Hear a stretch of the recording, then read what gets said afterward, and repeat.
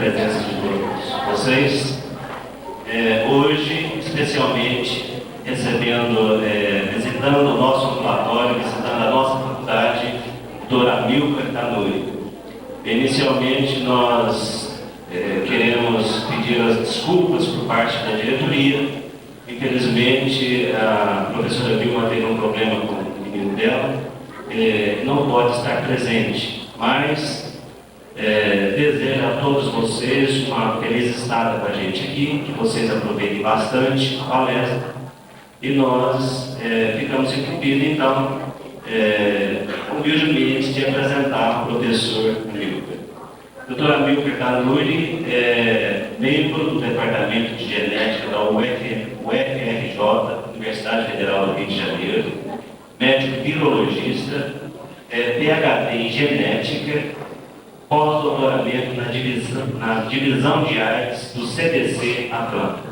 Dr. Amilcar, muita satisfação que nós o recebemos, seja feliz, porque também estamos com a sua presença. Alô, gostaria de agradecer o convite. Não daria para vocês chegarem um pouco mais para frente? Vocês estão... Bom, hoje eu vou tentar apresentar para vocês uma certa revisão da questão da AIDS, tanto no aspecto virológico quanto clínico, né? Então, a primeira parte da palestra, nós vamos falar um pouco sobre o início da epidemia da AIDS no mundo, né, e a descoberta do vírus. Né? No início da década de 80, vários...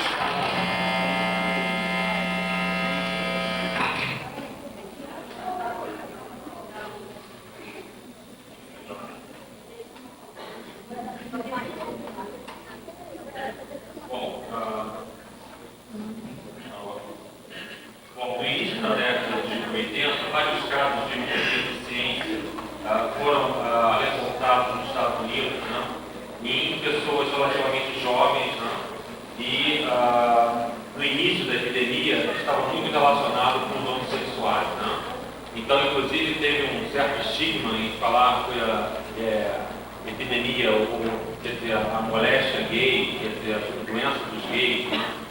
E logo após, um ano depois, foi-se vendo que não era só os homossexuais afetados, né? Também os hemofílicos eram afetados pela doença, e crianças.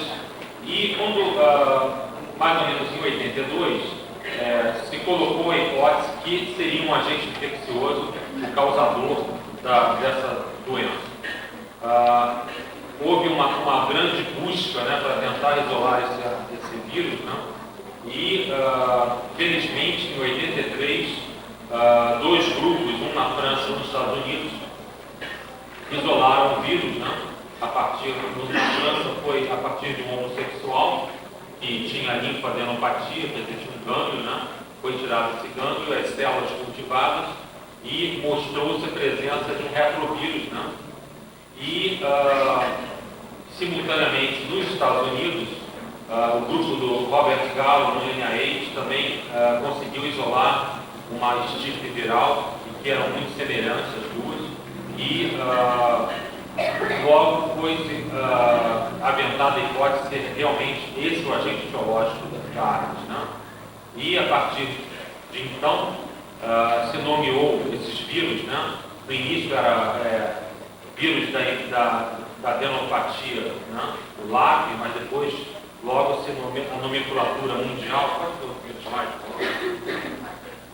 a nomenclatura mundial, se puder apagar isso da frente só, dá para todo mundo ver de trás, está dando, logo se descobriu realmente que era um retrovírus, né? Da família dos retrovírus. Se vocês lembram, o retrovírus, o nome retrovírus vem de retrotranscrição. Na verdade, a molécula genética que tem na partícula viral é um RNA. Esse RNA é copiado em DNA e esse DNA é integrado no núcleo. Né? Então, o retrovírus tem a capacidade de ter na sua partícula viral um RNA, mas quando ele entra dentro da célula, ele é copiado em DNA e esse DNA vai para o núcleo, se integra, e a partir daí há a transcrição de novo de RNA e a formação de novas partículas. Né? É importante vocês lembrarem desse ciclo. Na segunda parte da palestra, eu vou falar um pouco sobre as drogas que atuam no vírus, né? E também as mutações relacionadas à resistência a essas drogas. Né? Bom, a partícula viral do HIV, ele é um vírus envelopado, ou seja, ele carrega com ele um pedaço da membrana plasmática da célula, né? Porque o vírus, na verdade, ele sai da célula por brotamento, né? Então ele brota a partir da superfície celular e carrega uma membrana celular decorada por proteínas virais chamadas GP5 do envelope e GP41. Ele tem um capsídeo em forma de bala de fuzil, tem 2 moléculas de RNA dentro dele, e dentro desse capsídeo, grudado das moléculas de RNA, você tem a transcriptase reversa e a protease. São 2 enzimas importantíssimas que nós vamos estudar, nós vamos falar um pouco depois. Contra essas 2 enzimas, a transcriptase reversa, obviamente, é a enzima que copia o RNA viral no DNA, e a protease é a enzima que corta as proteínas virais durante a maturação da partícula. Então, essa protease é importantíssima para a morfogênese do vírus, quer dizer, a formação da partícula viral. Bom, são as 2 enzimas alvo da terapia, né?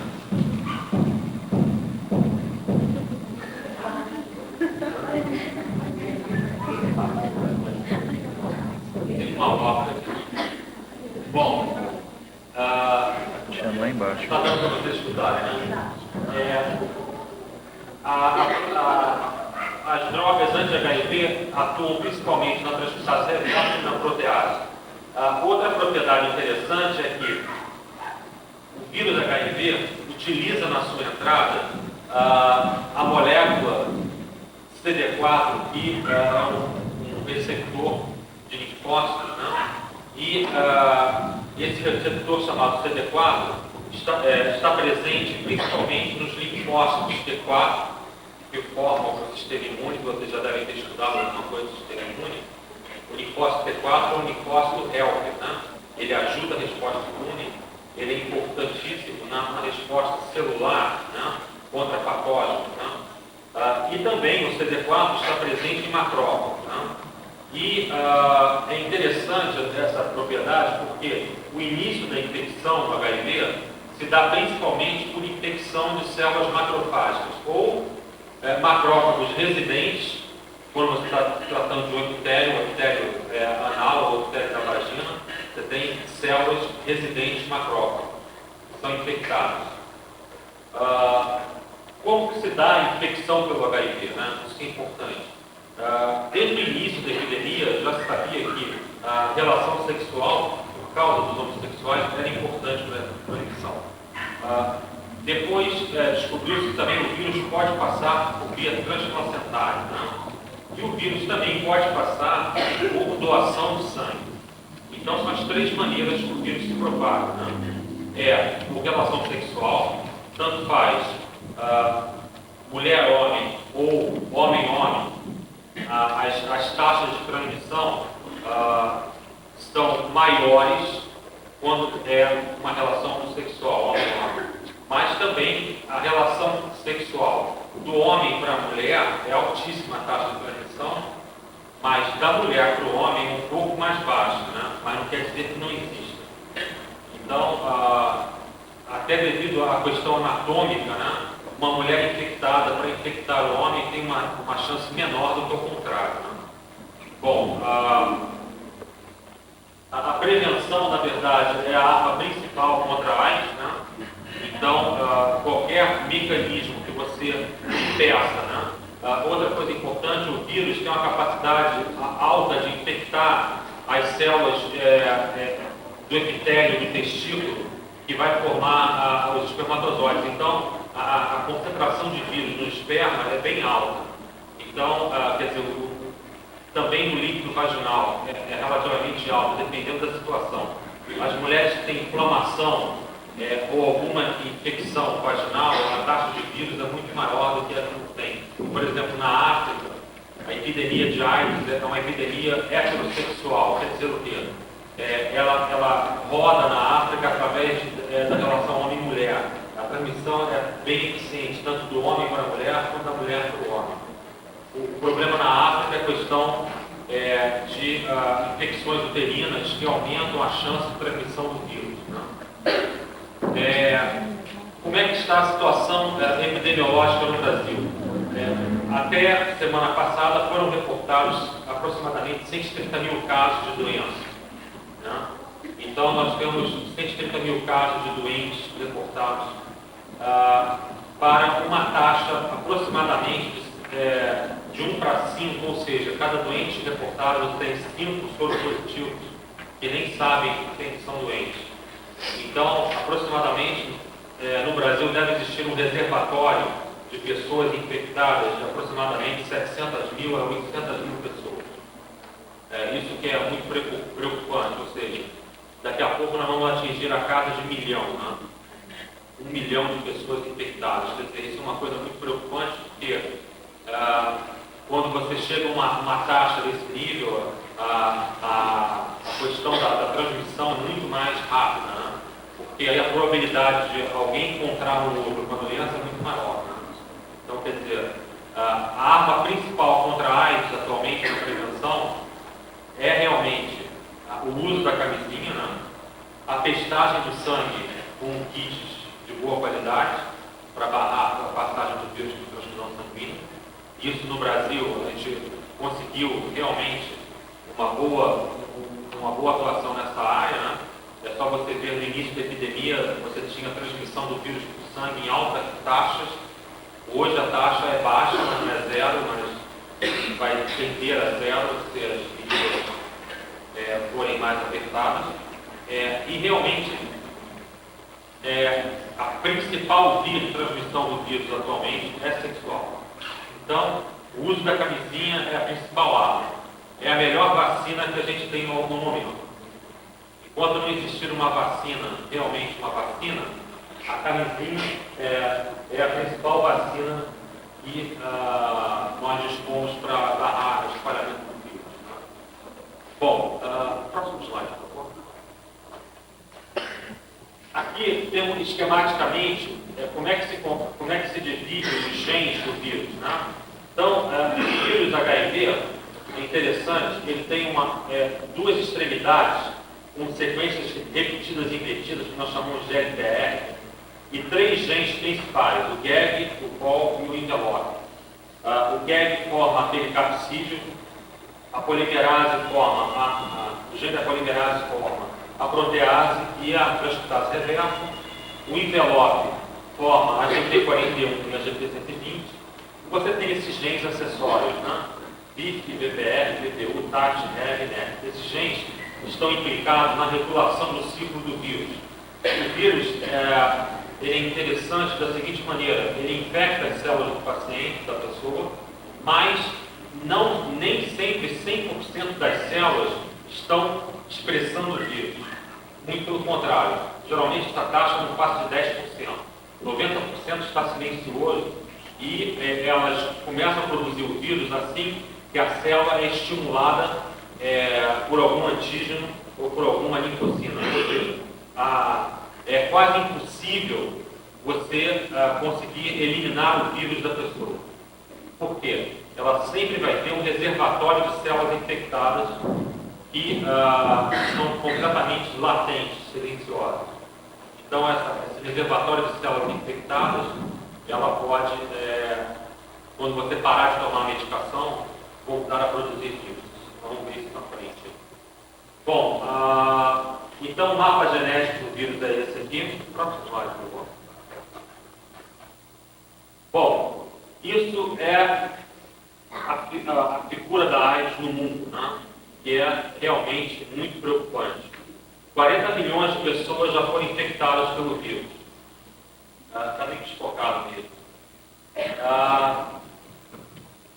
5 a 10 milhões de crianças já perderam os pais pela AIDS.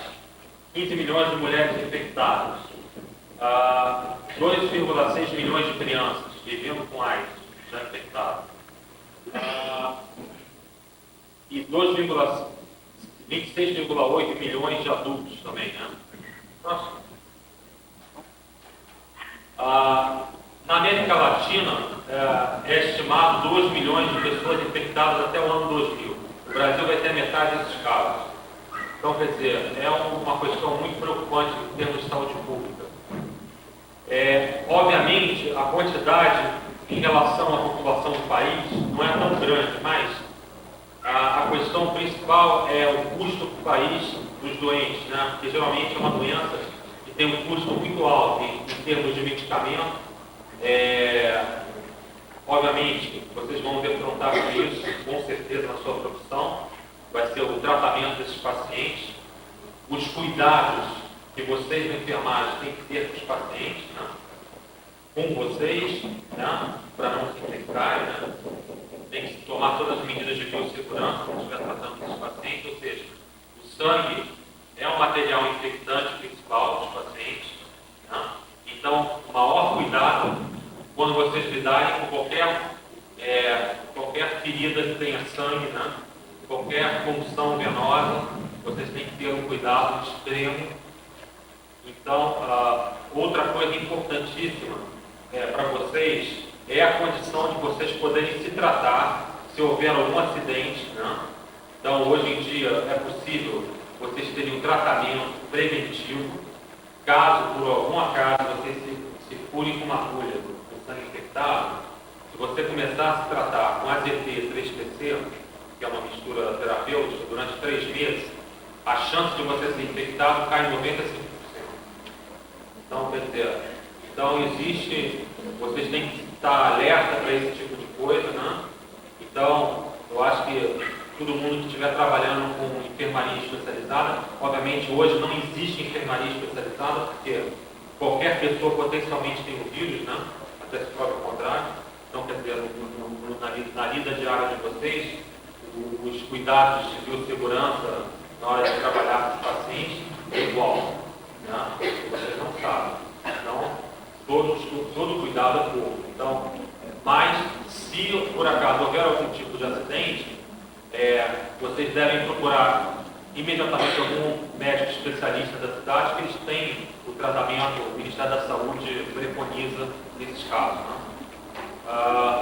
Bom, vamos falar um pouquinho sobre a clínica do paciente com AIDS. Nessa parte agora da palestra, eu vou falar um pouco sobre a clínica do paciente e o tratamento dos pacientes, né? E também os métodos laboratoriais que ajudam a controlar o paciente com HIV. Olha, a infecção pelo vírus da AIDS tem 3 fases distintas. Uma fase aguda, onde ela acontece 10 a 15 dias após a exposição ao vírus. Ela é caracterizada por uma viremia altíssima, ou seja, a quantidade de vírus no sangue alta. Apresenta sintomas. Esses sintomas geralmente se assemelham a mononucleose infecciosa, mas pode ter alguma coisa muito polimórfica nos sintomas. A gente não costuma dar muito valor a isso, mas em vários casos você consegue diagnosticar realmente que tem uma síndrome aguda de AIDS, né? Você tem linfadenopatias, né, igual a mononucleose, é bem parecida com a mononucleose. Pode ter rastro cutâneo, né, em alguns casos. Então, se vocês prestarem atenção em pessoas com alto risco de adquirir a doença, pode ter isso. Existe uma fase aguda caracterizada por uma viremia altíssima e uma queda da contagem CD4, vermelho. Depois do CD4 se recupera e a viremia cai pela resposta imune, mas o interessante é que a viremia, medida pelo RNA plasmático viral, nunca zera, raríssimos casos. Então, essa fase aqui é a chamada fase assintomática, né? Mas a gente já viu pelas pesquisas que não é nada sintomático. É nessa fase aqui que se determina se a pessoa vai desenvolver a AIDS, ou seja, os sinais e sintomas da AIDS, as infecções secundárias ou não. Quanto maior a carga de vírus que tem nessa fase assintomática, mais rápido o paciente vai chegar à fase de AIDS.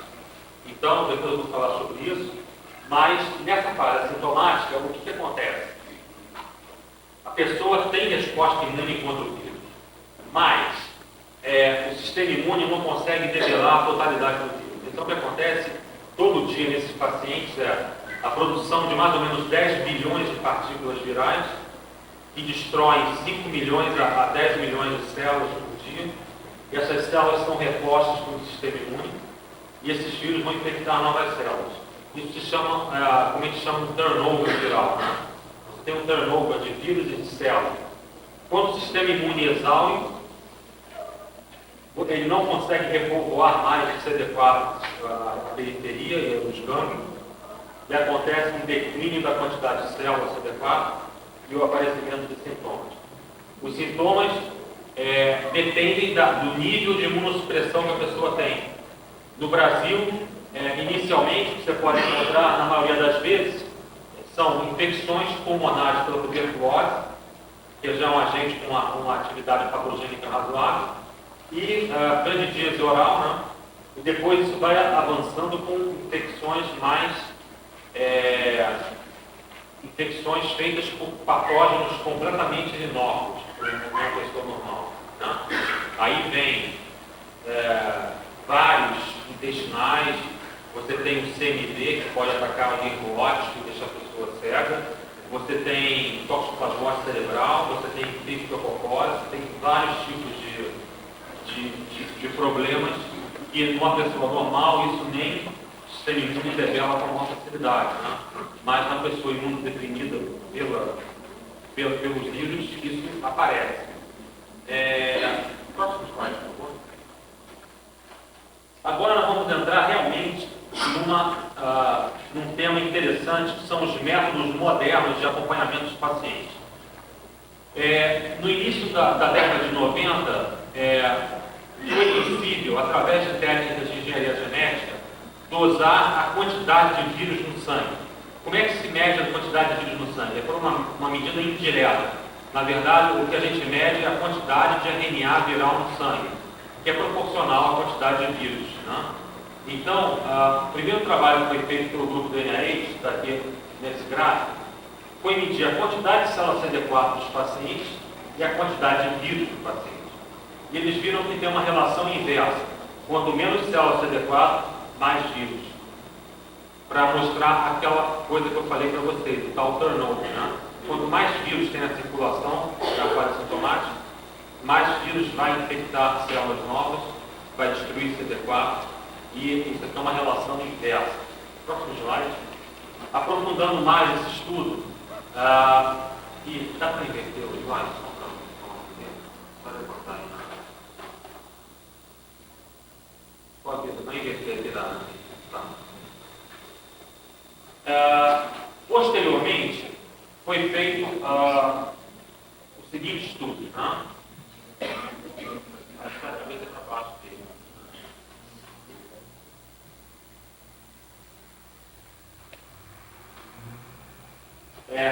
Foram estudados.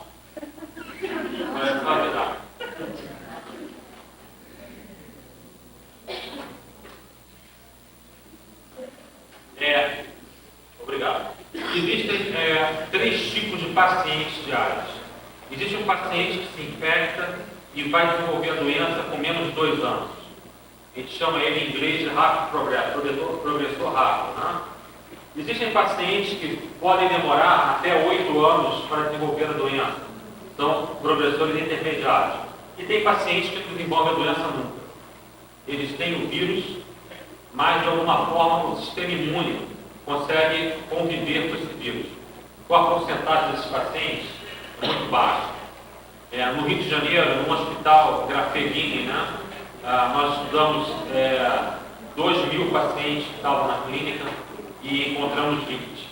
Ou seja, 1% ou menos. São progressores lentos, né, ou não progressores. Tá?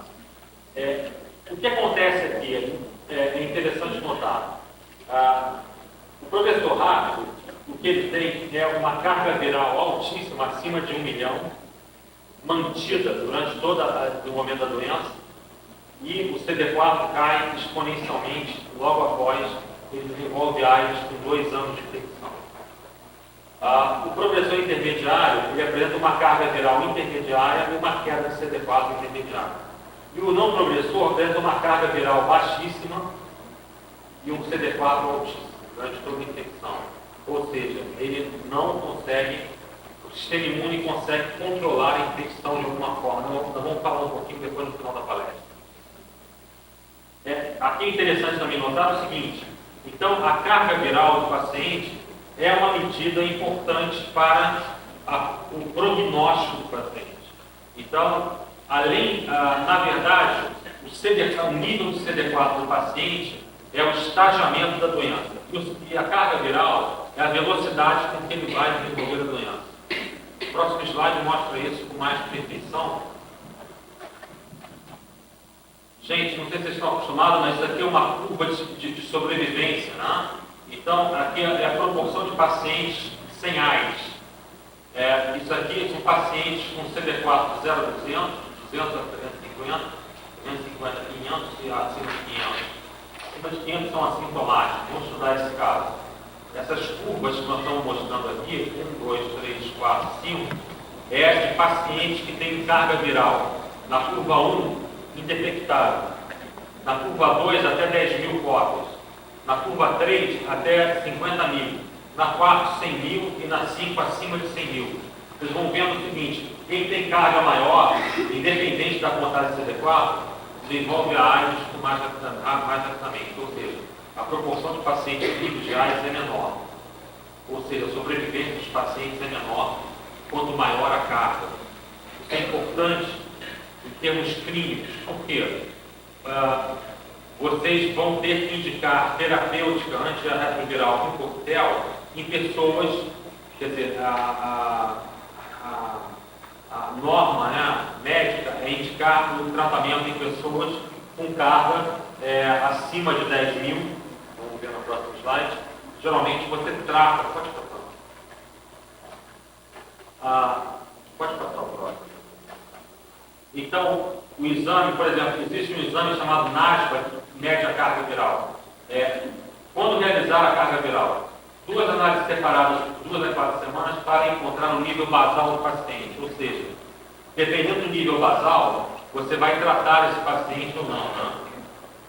Né? A cada 3 ou 4 meses, em conjunto com a contagem CD4, para ver como essa carga viral se comporta. Alguns pacientes podem começar com carga baixa e aumentar, você ter que tratar. 3 a 4 semanas após iniciar ou modificar o tratamento anti-HIV. Então, quando você começa a tratar o paciente com um coquetel, você tem que fazer uma carga para ver o quê? A resposta do paciente à droga. Se o paciente responde à droga, vocês esperam o quê? Uma queda, né? Então, você tem que ter uma queda acima de um logaritmo, né? Quando você começa a tratar o paciente. Caso contrário, esse paciente não está respondendo à medicação. Ou tem algum vírus resistente já à medicação. Próximo, por favor. Como interpretar o nível de carga viral? Para início do tratamento, de 5.000 a 10.000 cópias e contagem CD4, ou quadro clínico sugerindo progressão da doença. Ou seja, você vai tratar pacientes que têm 5.000 a 10.000 cópias de vírus por mililitro, se o CD4 já estiver caindo. Mas se tiver entre 30.000 e 50.000 cópias, trata independente do quadro clínico CD4. Por quê? Se a pessoa estiver nessa faixa de carga viral, a probabilidade de desenvolver AIDS é muito alta. E é interessante notar o seguinte: quanto mais tempo você deixa o paciente chegar perto da imunodeficiência, é pior. Por quê?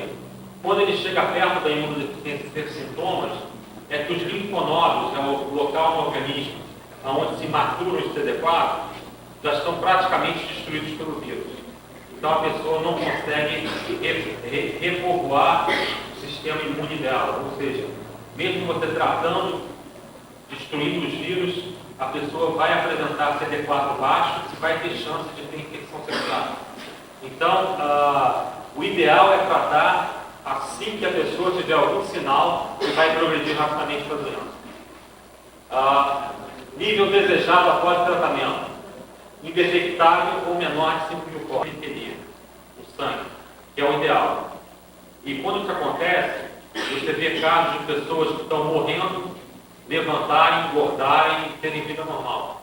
Quer dizer, esse tratamento de grande potência que hoje nós temos em mãos, que é o inibidor de transcriptase reversa, de protease, chamado coquetel, ele tem a capacidade de você ver a melhora assim, evidentemente das pessoas. Tem.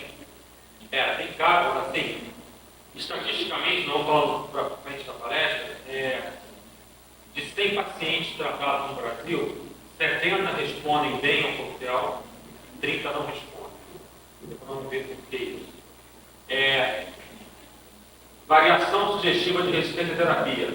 Retorno ao níveis iniciais de carga viral ou variação inferior a meio log nos níveis basais. Ou seja, se você começa a tratar um paciente, ele tem 10 mil focos. Quanto é o logaritmo de 10 mil? Logaritmo na base 10 de 10 mil focos. Quanto que dá?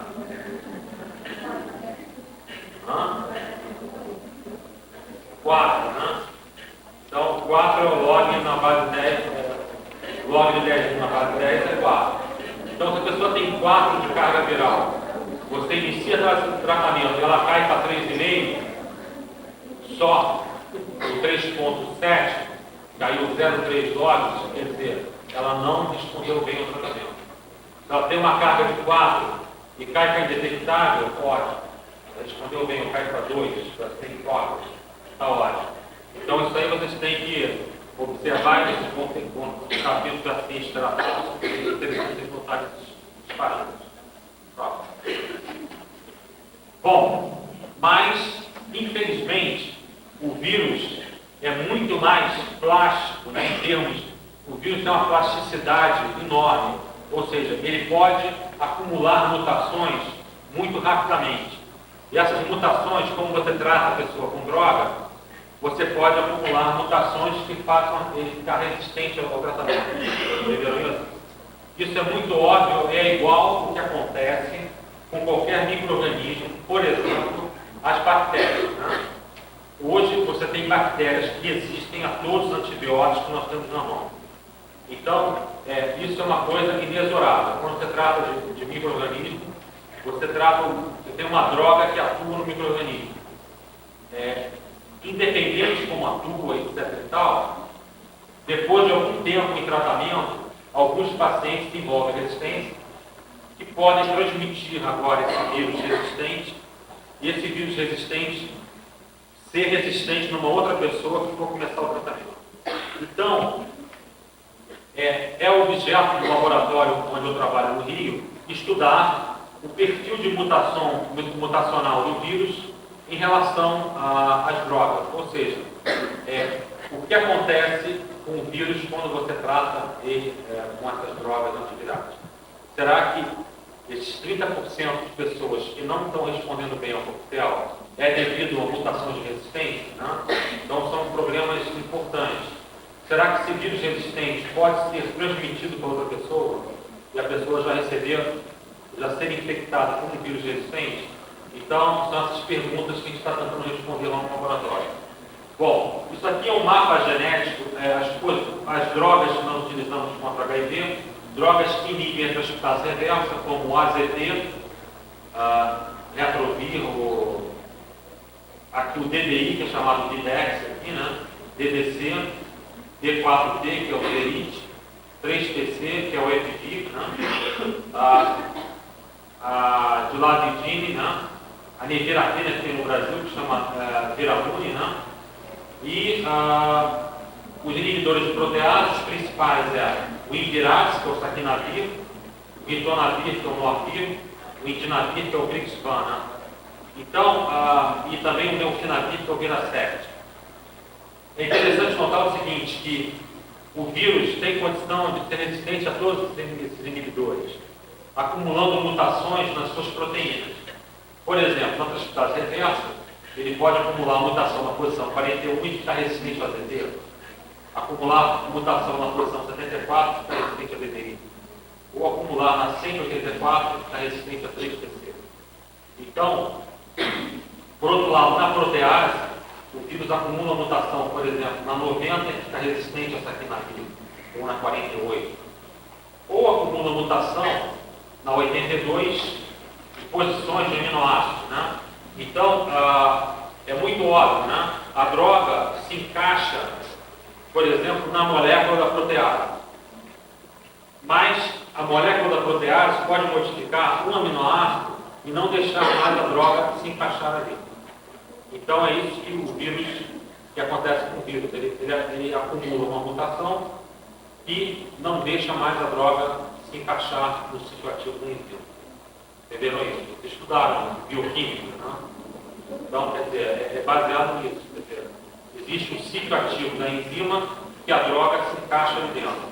Existe uma mutação que muda o sítio ativo da enzima e a droga não se encaixa mais lá dentro. Próximo. Bom, como que você pode pesquisar essas mutações? Uma maneira interessante de pesquisar essas mutações é através de um mecanismo molecular que é uma enzima que corta o DNA em posições específicas. Nós chamamos a enzima de restrição. Então, a enzima de restrição corta o DNA do gene da protease em posições específicas e faz com que a gente possa mapear as mutações no paciente. Paciente número 1, um paciente em tratamento que está com carga indetectável, que não tem rebote viral nenhum. Ou seja, ele está praticamente respondendo 100% ao medicamento. A protease dele é uma protease que não tem nenhuma mutação. Ela digere em 3 posições com a enzima, essa posição não digerida, digere em 3 posições com uma outra enzima e não digere com a outra. Esse é um paciente normal. Paciente 2 começou o tratamento com antirretroviral e acumulou mutações e hoje tem carga de mais de 1 milhão com o coquetel. Ou seja, ele resistiu ao coquetel e tem carga viral altíssima. Vocês vão ver que, por exemplo, de vez de digerir o DNA do gene em 3 posições, ele digere agora em 2 só. Essa enzima, de vez de cortar em 3, não é mais cortada. Ou seja, mutações acumularam nesse paciente e tornaram ele o vírus que infecta é uma protease mutante e a mutação atingindo nas posições onde está a resistência. Aqui o paciente 3, a mesma situação. Próximo slide. Resumindo, o paciente 1 é normal, pode continuar a terapêutica. Paciente 2, mutações no resíduo 71, 82, 90. Aconselha-se mudar a terapêutica com meofinavir, que não tem resistência cruzada com essas posições. Paciente 3, mutação no resíduo 82 e 32. Aconselha-se também mudar a terapêutica para outro medicamento. Ou seja, você pode prevenir ou indicar ou prever as mutações nas posições características e mudar a terapêutica do paciente. Próximo. Existe um outro método que estuda as mutações na transcriptase reversa. Esse é um método praticamente feito numa tira de epicelulose e é uma visualização direta da mutação. Próximo. O resultado é esse aqui, ó. Essa é a posição 41 do gene da transcriptase reversa. O paciente em tratamento, no dia 55, 52 e vai indo. Um ACT. Vocês vão ver que a posição 41 começa a mutar. No final do tratamento ele tem a sequência normal e a mutante. Outro paciente tratando com FP. Mutação na posição 184. Ele começa o tratamento dia 1, só com sequência selvagem. Já no dia 63 já tem a sequência selvagem e a mutante. Depois só aparece a mutante, ou seja, rapidamente seleciona um vírus que resiste ao EPV. Então, quer dizer, essa dinâmica, quer dizer, isso é tipo um antibiograma viral, né? Você consegue ver qual é a droga que o vírus já está ficando resistente. E você pode modificar o tratamento a partir disso. Retira-se a droga e coloca uma outra. Né? você tenta manter o paciente com carga baixa.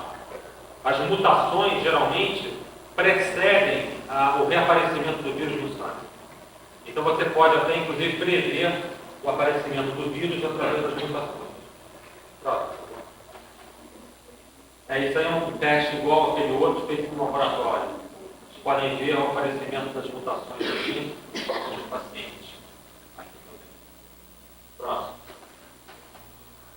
Bom, a maneira mais correta e exata de mostrar as mutações é através do sequenciamento do gene, né? Então, isso aqui é uma maquininha que mede, que faz a sequência realmente do DNA do vírus. Ela é feita a partir do raio laser, onde você marca as bases do DNA, cada um com uma cor. Depois a máquina decifra cada cor dessa, e cada cor é uma base, né? Então, verde é adenina, vermelho é timina, preto é guanina e azul é citosina. Então, por exemplo, olha aqui um paciente que começou um tratamento com pretilivir e nevirapina. Em 97, ele começou a apresentar a mutação na posição 184, mas só 25% das sequências eram mutantes. A 75% era normal.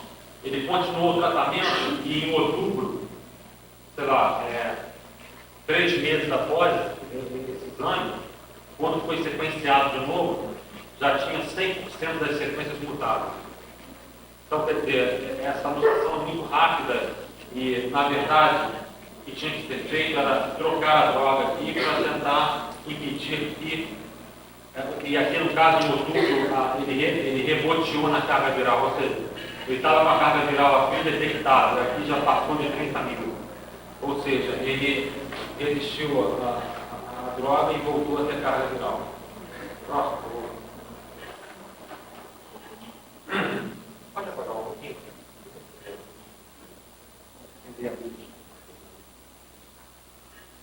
Bom, esse trabalho que eu vou mostrar aqui, nós fizemos em conjunto com o Hospital Grafenini, da Enfermaria 10, de AIS, e foi realmente um trabalho interessante, onde a gente viu o seguinte: teria condição de voltar para o primeiro slide? Dar uma apertada assim?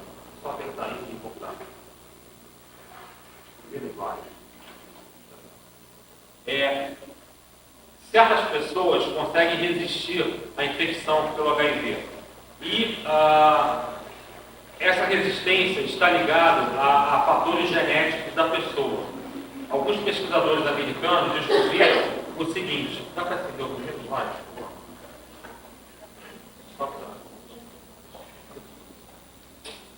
Existe um correceptor, o vírus da AIDS, para entrar na célula, utiliza a molécula de CD4 e um outro receptor secundário chamado de quimiocina, no caso de CCR5, é um receptor de uma linfocina humana.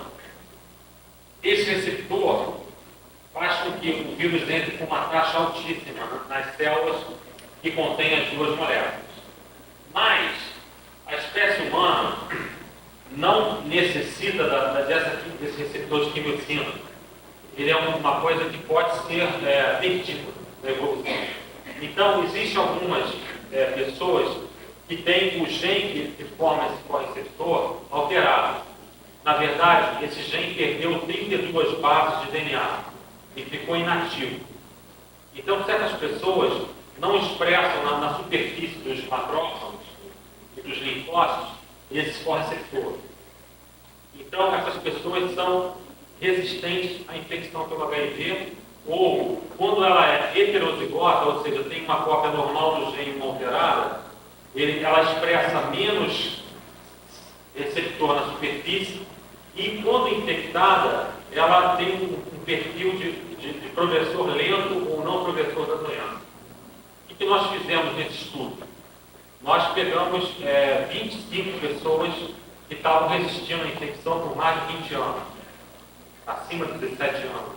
E nós estudamos os genes desses correceptores. Pode passar para aquele agora, é lá no final, quase. É praticamente o último slide. Qual próximo? Não, era aquele vídeo. Olha aqui, gente. Isso aqui é um gel onde você vê o DNA que corresponde ao gene daquele corretor. Vocês vão ver aqui, pessoas normais têm uma cópia do gene com o tamanho correto. Esse aqui é o tamanho, quanto maior a molécula de DNA, migra menos no gel, quanto menor, migra mais. Isso é um paciente normal. Esse é um paciente que tem os dois genes alterados, duas cópias do gene no cromossomo alterado. Então ele é um homozigoto deletado, perdeu 32 bases. E esse é um paciente que é o quê? Heterozigoto, ou seja, um dos cromossomas tem o gene normal e o outro cromossomo tem o gene o quê? Deletado. Então, esses casos aqui, gente, são pacientes do grafeguinho, que estavam resistindo à infecção por mais de 17 anos. Vocês podem ver que nós achamos 2 heterozigotos, achamos mais, mas aqui um exemplo. Uma taxa de 30% desses pacientes eram heterozigotos para o gene CCR5. Na população normal, nós fizemos um estudo em pessoas normais. Na verdade, nós utilizamos estudantes da Faculdade de Medicina da FRJ e fizemos esse estudo. E o que aconteceu é que na população normal do Rio de Janeiro, 5% só tem heterozigose desse gene. Ou seja, 30% dos pacientes que estão resistindo à doença é uma taxa muito mais alta que o normal. Ou seja, existe uma correlação real. Ou seja, também no Brasil, isso é verdade. Os heterozigotos para esse gene, eles progridem mais lentamente para a doença. Nos Estados Unidos fizeram um estudo em pessoas homozigotas deletadas. Na verdade, eles estudaram em grupos de risco para infecção altíssimos, né? Na verdade, eles estudaram casais onde o marido é infectado e a mulher não é, e viram que uma mulher que era homozigota presa de deleção, ela nunca foi infectada e praticava sexo sem proteção porque não sabia quando o marido era infectado. Então, realmente, esse gene dá uma proteção altíssima a quem carrega ele, né? Então, isso é uma proteção natural, né, que existe para o vírus, né? Uma barreira. Né? Bom, gente, era mais ou menos isso que eu queria apresentar. Desculpe que eu fiz um pupurri bem amplo da doença e estou aberto a algumas perguntas por acaso. Por favor, aqui no Brasil, quanto por cento você acha de homozigoto você tem? Olha, nós estudamos muitos pacientes, então eu nunca achei nenhum homozigoto deletado, porque deve ser muito baixo. Se a gente tem 5% de heterozigoto, você tem que levar isso ao quadrado, vai dar mais ou menos 0,02. Você teria que estudar mais de 1000 casos para pegar um caso. Ainda não, mas se eu estudar mais de 1000, a probabilidade é alta de eu achar alguém no caso. Mas esse exame ainda não tem uma aplicação ética importante, né? Obviamente, se isso popularizar, obviamente alguns grupos de risco vão querer fazer esse exame para saber se são resistentes, mas não é uma indicação ética do exame, obviamente. Né? Mas eu acredito que no futuro a gente vai utilizar esse exame, como outros em medicina. Vocês vão viver uma medicina que vai ser muito mais preditiva que a nossa atual. Você vai saber se a pessoa tem chance de ter infarto, você vai saber se a pessoa tem chance de ter esclerose múltipla, vai saber se a pessoa tem chance de ter Alzheimer. Então, quer dizer, esse gene é interessante, você vai saber se a pessoa tem chance de pegar o HIV. E nas pessoas que são positivas, se ela vai ter uma chance de desenvolver a doença mais lentamente. Então, você vai gastar menos em acompanhamento nessa pessoa. Vai pedir carga viral, de repente, de 9 em 9 meses, ou de ano em ano. Quer dizer, acho que é interessante por essa questão, né? Preditiva, né? Mais um fator preditivo da pessoa. Fico da pergunta. Mais ou menos em 92, quando nós começamos o trabalho na AIDS e FAS, fomos treinados pelo Eduardo Menezes, que hoje está uma referência em Belo Horizonte. Tivemos também no Rio de Janeiro. E ao longo desse treinamento, a gente ouvia falar, e eu nunca verifiquei isso terapia. Então, na verdade, eu quero saber o fundo de verdade. Segundo foi do passado, segundo a Organização Mundial de Saúde, para cada caso em tratamento notificado, em acompanhamento notificado, é possível que se tenha até 50 no anonimato. Qual o fundo de verdade dessa ponderação? Bom, você diz anonimato, quer dizer, pessoas que sabem que estão infectadas não se Sem notificam. saber, às vezes, que estava infectado. Ah, não, tá. Esse número varia muito com o comportamento de risco de cada população. Por exemplo, no norte do país, por exemplo, você tem uma atividade sexual com um risco muito maior, devido a vários fatores sociais. Então, lá, para cada pessoa infectada, pode ser que existam 20 a 30 pessoas.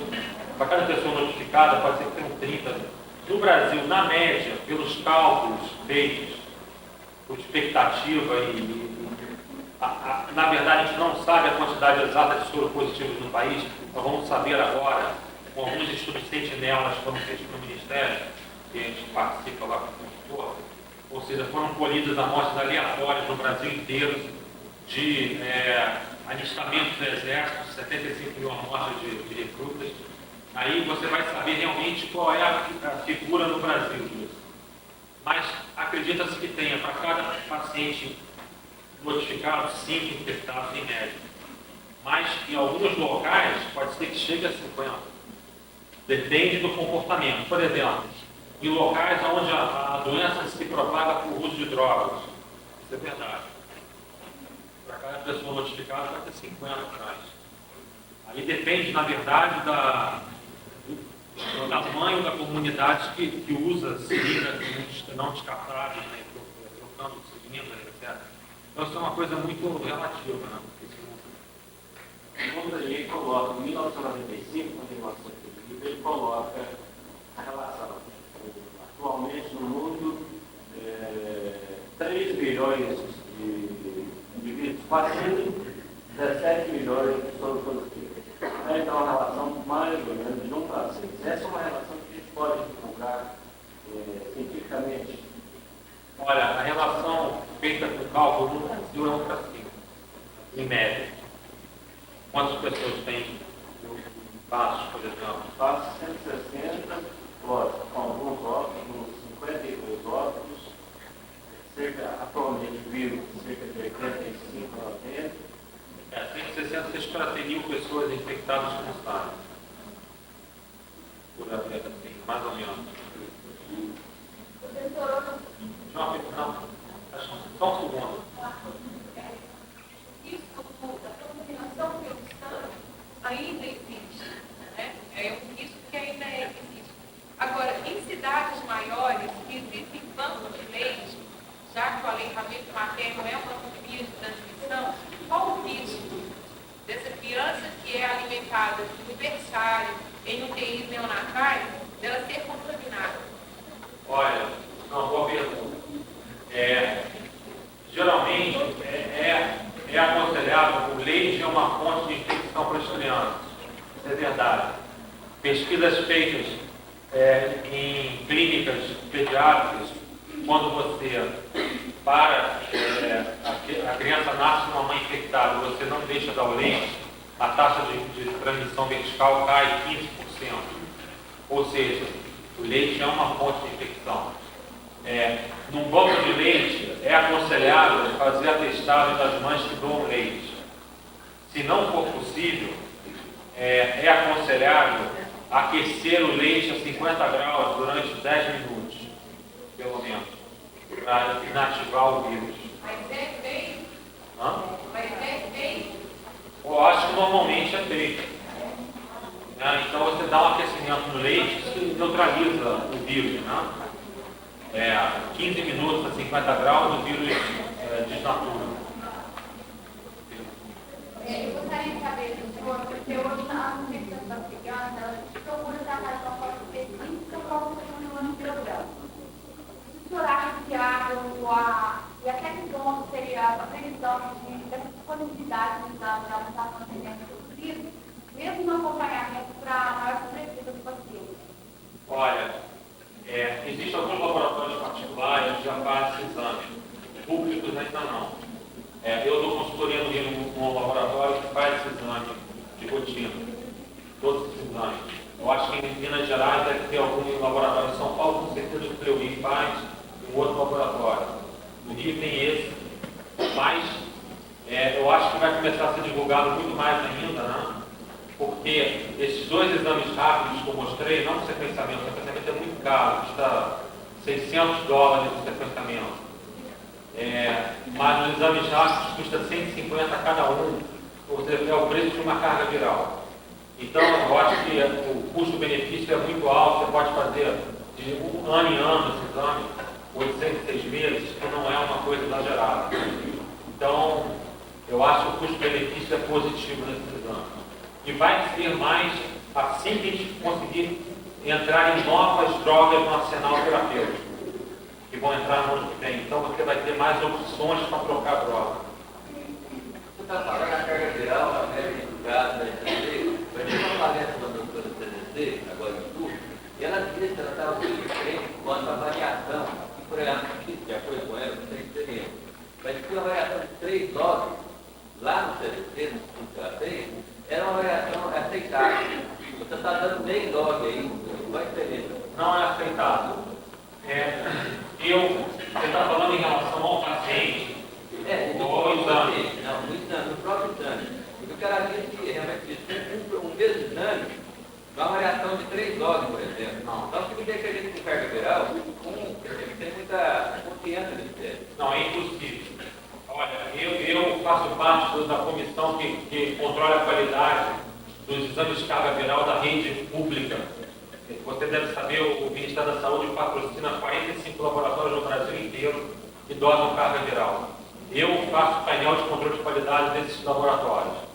Eu tenho resultado aqui na minha parte, posso mostrar, de 45 laboratórios, a gente faz um plasma que a gente contamina experimentalmente com vírus para ter uma carga constante. A gente passa dos 45 laboratórios. A variação entre os 45 laboratórios não passa de 0,2 logs. Ou seja, é muito pouco. Quer dizer, não existe essa variação no exame. Tá? E na pessoa, muito menos. Realmente, o NIH preconiza meio log de alteração é significativo. Menos de meio log não é significativo. A pessoa pode ter uma flutuação de carga de um dia para o outro até meio log. Mas mais de meio log é significativo. Geralmente, essa questão da resistência, quando a pessoa volta a ter carga viral em tratamento, tirando a questão da pessoa parar de tomar droga, né, que acontece muito, né, a pessoa vai pular carnaval e não toma droga, né, porque vai tomar álcool, sei lá, alguma coisa assim. Tirando isso, a resistência é a principal causa. E quem faz tomada de remédio também sem constância, leva a resistência. Então, de qualquer forma, a resistência tem que ser pesquisada, porque às vezes a pessoa para de tomar um mês, quando volta já tem um vírus resistente. E aí você continua o tratamento e já não faz mais o mesmo efeito. Então, quer dizer, realmente, e é interessante esse efeito do coquetel, porque é mais ou menos tudo ou nada, quer dizer, ou a pessoa melhora ou a pessoa não melhora. É interessante isso. E quando não melhora, 80% das vezes do caso é mutação. Então, eu tenho visto na experiência e prática, né? Você consegue identificar as mutações.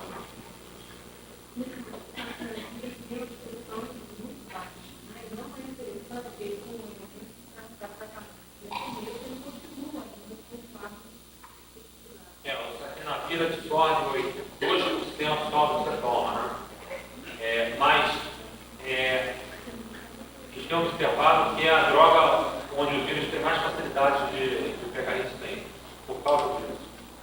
O saquinavir, num tubo de ensaio, fazendo ensaios mesmo, com a droga é a mais potente dela. Quantidades assim, homeopáticas acabam com a cultura de vírus. É impressionante.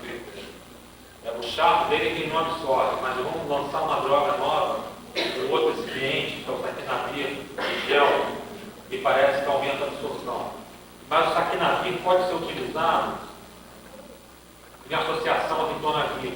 Por exemplo, se a pessoa reboteia com saquinavir, você entra com ritonavir junto e tem efeitos bons. porque o satinavir é destruído no sistema hepático por citocromo P450. E então, se você dá junto o ritonavir, eles competem no mesmo citocromo, então aumenta a concentração das duas drogas. E você consegue revelar, às vezes, uma resistência. O problema da inibidor de protease é quando você quando você usar o inibidor, usar o mais eficiente, a composição melhor, porque existe uma grande quantidade de resistência cruzada. Quando ele fica resistente a um inibidor, ele resiste aos outros. Então, isso é uma coisa muito preocupante.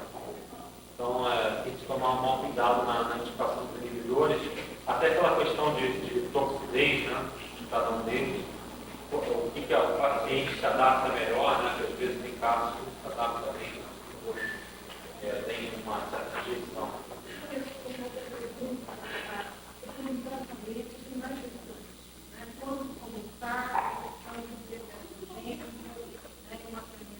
Bom, o tratamento da gestante para impedir que o vírus passe para a criança é super importante, porque há uma queda de 90% da transmissão vertical, né, do vírus no tratamento. O problema maior que a gente tem no Brasil é realmente testar as gestantes. Você não testa as gestantes, você não sabe se ela tem o vírus. Né? E muitas vezes chega no ambulatório que a mulher já no 9º mês de gravidez, então a eficiência do tratamento cai. Na verdade, o AZT, pura e simplesmente, consegue impedir a transmissão do vírus para a criança, na alta taxa. Ele não é teratogênico, para não saiba. O tratamento preconizado é do 6º mês até o nascimento, tratar com AZT. Durante o parto tem um AZT injetável, né? Existem protocolos para isso. Né?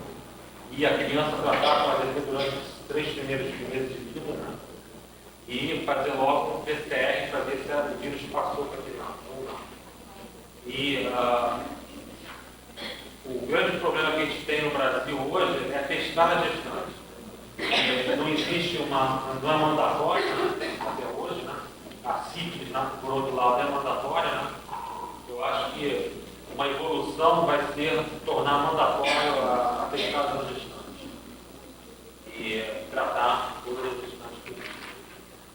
E aí é uma questão. O PCR positivo na criança indica tratamento? Com 2 meses de vida, um PCR positivo indica que passou o vírus. Geralmente eu uso 2 PCRs, né? Porque pode ter a chance de contaminação.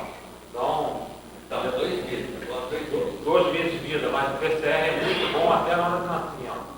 Só que no nascimento a chance de contaminar o sangue da mãe é alta. Então, é bem discutível, mas teoricamente, se você colher o sangue certinho da criança, no primeiro dia de vida você pega. Se a infecção for intraútero, se a infecção for durante o trabalho de parto, a viremia aparece 1 mês depois. Então, geralmente, o mais lógico é fazer um PCR com 2 meses de vida. Porque aí tanto faz se infectou intraútero ou no trabalho de parto, o vírus aparece.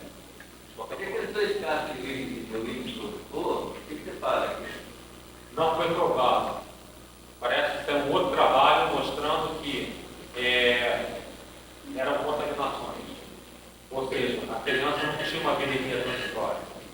Até hoje ninguém provou essa entidade, né? Que a criança tem a viremia transitória, DVR, né? Então você tem um PCR positivo e depois negativo, né? É muito raro isso. Eu tive 2 casos no fundão da mesma coisa. Quando a gente foi ver, a criança não era aquela criança do primeiro exame, nós damos uma maternidade, para ver se era o mesmo sangue, né? Não era o mesmo sangue. Era alguma troca de tubo que chegou para o laboratório. Então, realmente, nós não conseguimos confirmar esses 2 tipos de coisa.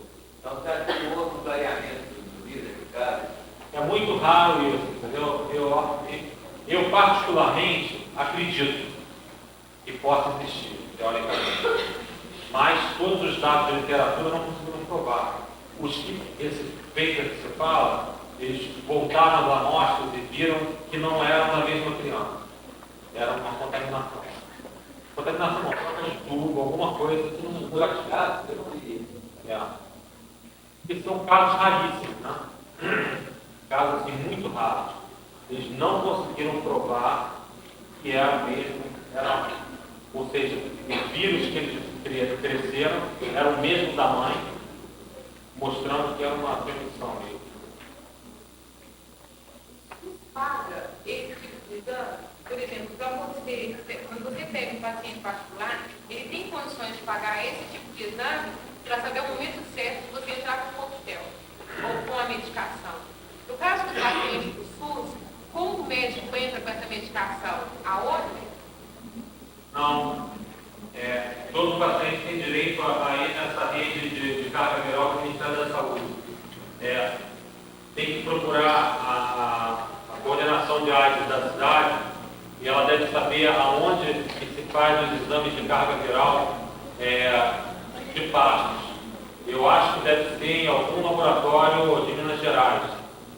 Por exemplo, Belo Horizonte tem 3 laboratórios que fazem carga viral pelo Ministério. Então, deve existir algum convênio que deve saber disso. Da mesma forma, os nossos pacientes aqui, hoje nós temos cerca de 30 pacientes no hotel. Os exames de carga viral e CD4 são feitos no Hermes Pardini de Belo Horizonte, doados pelo consórcio municipal de saúde. Ou seja, o município paga a carga viral. Tá, então, na verdade, os planos de saúde particulares todos pagam a carga viral. Porque eles chegaram à conclusão que, controlando melhor o paciente, ele vai internar muito menos. Isso é uma realidade. Quem está em tratamento com o coquetel interna menos com doenças menos problemáticas. Quer dizer, no final, necessitou de menos atendimento. Né? Então, tem um retorno, né? Você controlar melhor os pacientes. Mas não.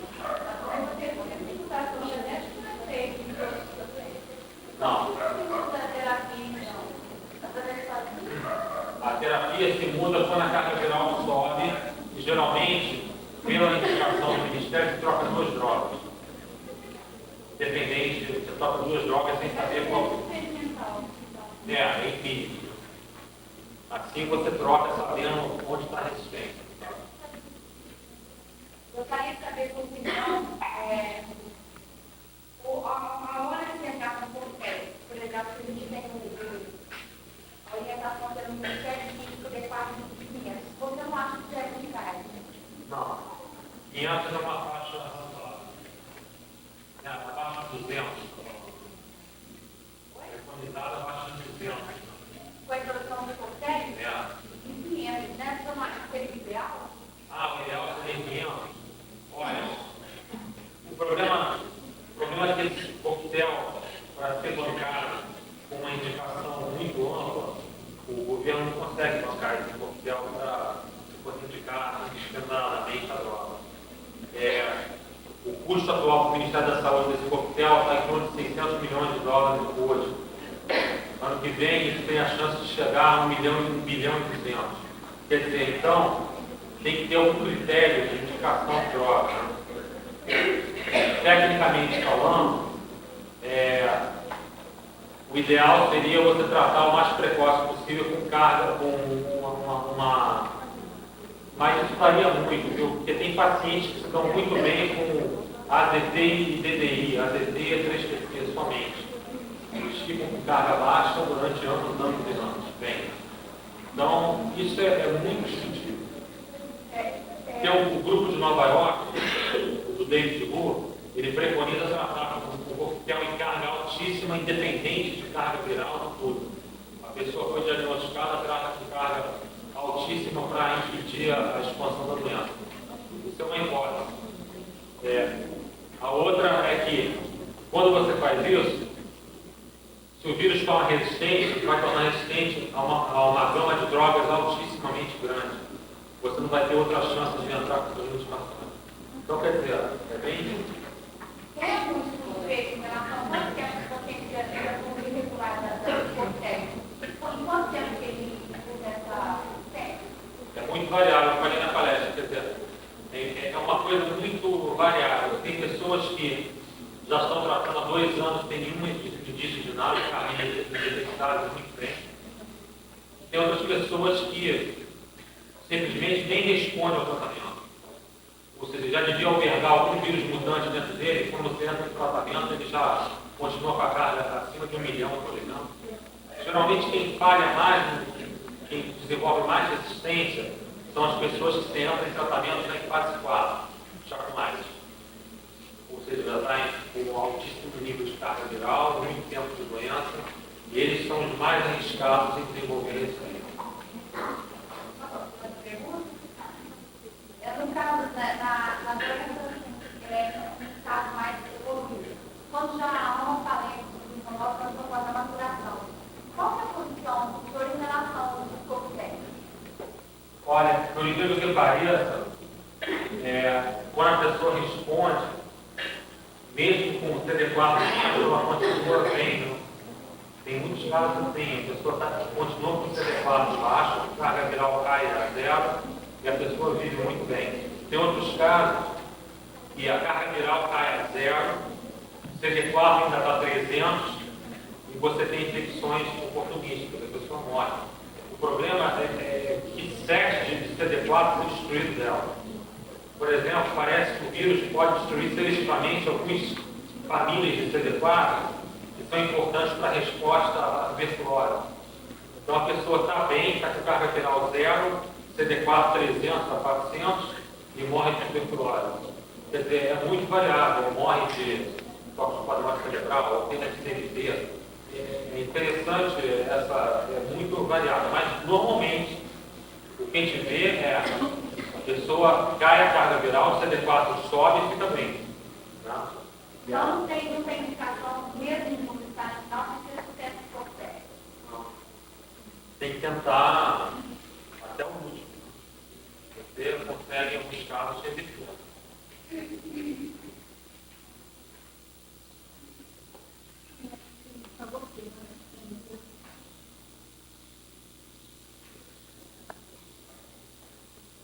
É uma pessoa com doença autoimune, lúpus, bradiquiários.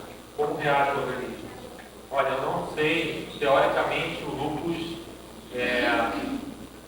eu não tenho a mínima ideia, é uma boa pergunta, pode ser até que melhore a doença, né? Não sei. Pela questão da imunossupressão. Não tenho ideia. Talvez algum colega que trate de lúpus, alguma doença autoimune, tenha uma referência.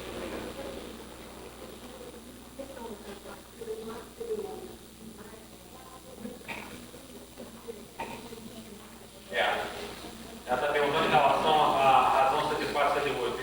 Obviamente, CD4 é uma medida importante no paciente. Né? Geralmente, você tem 2 vezes mais CD4 que CD8. Quando a doença evolui, essa razão vai caindo, porque o CD4 se destruído preferencialmente. Então, isso é importante.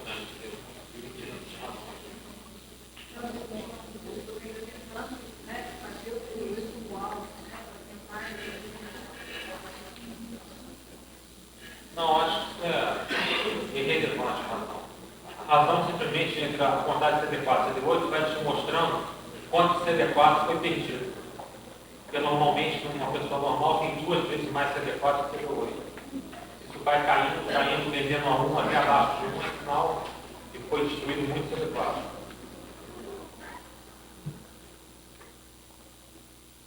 Se eu me falar a respeito do controle dos bancos de sangue na questão da janela imunológica. Como é que está sendo feito? Como é que está sendo trabalhado? Bom, isso é uma pergunta importante. A janela imunológica para esses kits diagnósticos que usam normalmente no banco de sangue é muito curto. Geralmente 20 dias. Ou seja, do ponto que você é infectado até você desenvolver anticorpos, né? Porque todos esses kits modernos que a gente usa nos bancos de sangue, da Organon, da Abbott, da Roche, eles têm anti-IgM. Ou seja, a IgM é o primeiro anticorpo que sai na infecção. Então, a janela imunológica deles é muito curta. Nos Estados Unidos é mandatório fazer antígeno P24. O antígeno P24 é o próprio vírus. Né? Então, pessoas que têm vírus, não têm anticorpo, para você ter uma ideia, nos Estados Unidos inteiro, 300 milhões de pessoas que os testam P24 nos bancos de sangue para mais de 7 milhões de doações, ou 10 mais, eles pegam 2 casos, a 3 casos por ano, onde tem P24 positivo e carga viral e anticorpo negativo. Então, é um custo-benefício muito alto, não vale a pena correr P24 no Brasil, por exemplo. Não é, quer dizer, é um custo de milhões e milhões e milhões de dólares e não aumenta a qualidade de sangue tão efetivamente. O importante é fazer o exame corretamente. A maioria dos bancos de sangue do Brasil, em grandes cidades, tem a testagem muito boa, entendeu? Então, não é o problema. O problema da AIDS, do transplante sanguíneo, estão nos bancos de sangue muito distantes, onde não fazem com kits de boa qualidade, tem certos problemas, entendeu? Tem problema até de manipulação dos testes, né? Mas em 99% dos bancos de sangue das grandes cidades, dos hemocentros, não existe. Eu acho que não tem nenhum. São todos de altíssima qualidade, né? Nesse parâmetro. Né? Mas continua tendo reportado 200 a 300 casos anuais de transplante sanguíneo. O problema também é que esses casos não são confirmados, né? Eles só são reportados pelo médico. Então, muita gente que, por exemplo, é homossexual, usa drogas, prefere falar que se contaminou com a transplante sanguínea, entendeu? Então, tem esse problema também.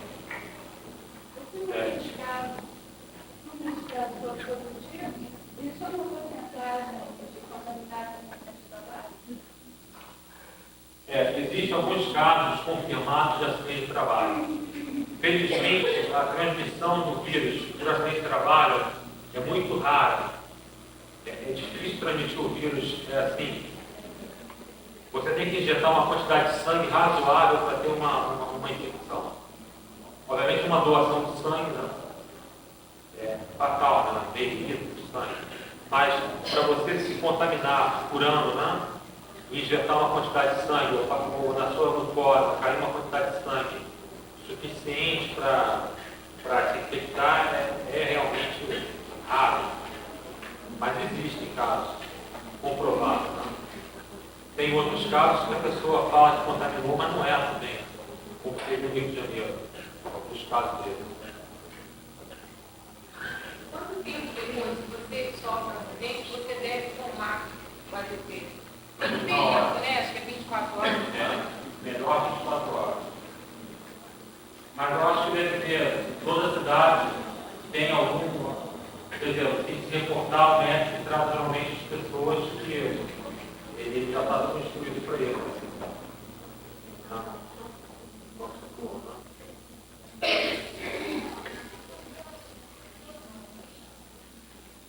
Obrigado.